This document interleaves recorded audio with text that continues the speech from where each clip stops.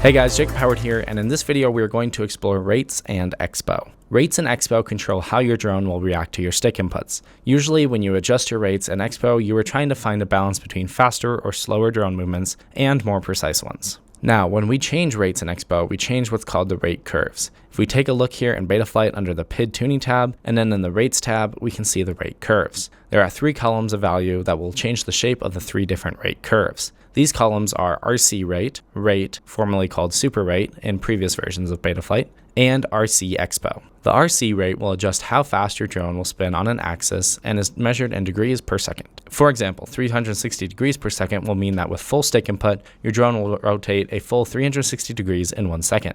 Raising and lowering the RC rate value will increase and decrease the max degrees per second your drone will spin on each axis. Now, when I take away the rate in Expo and we're left with just RC rate, the rate curve becomes a straight line. So your stick inputs will react in a very linear fashion. This simply means that the more stick input you give, the more the drone will spin, but in a very predictable, linear way. However, this can make it very hard to make small adjustments around the center of the stick. You can see that as I move the drone around, it's hard to level it back out without overshooting. Moving over to the rate column, we see that adjusting the values here will add a curve to the straight line and also increase the max rotation rate. This curve makes it so that around the center of the stick, the rotation rate will be less. Then the further you move the stick, the rotation rate will increase until at full stick input, the drone is rotating at the max rotation rate. So as you can see, when we add rate into the mix, it flattens out the center of the curve and makes it a lot easier to level out the drone and make small adjustments around the center of the stick, but still gives you the full authority the further the stick is moved. If you want to keep your max rotation rate set at a certain point,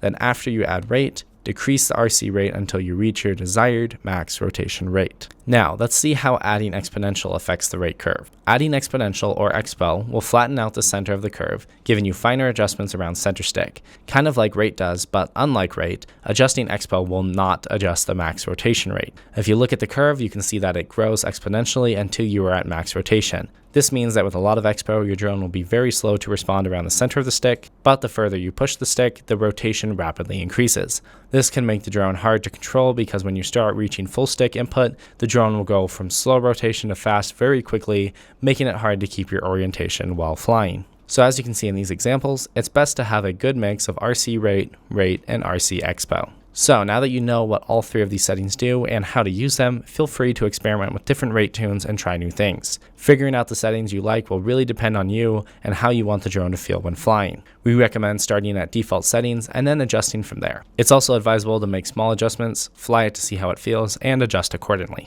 Making drastic changes to rates can be disorienting and may lead to crashes. We will be going over some specific rate tunes like freestyle, cinematic, etc. in other videos, so be sure to check them out. If you guys have any questions, definitely let us know, and have fun flying.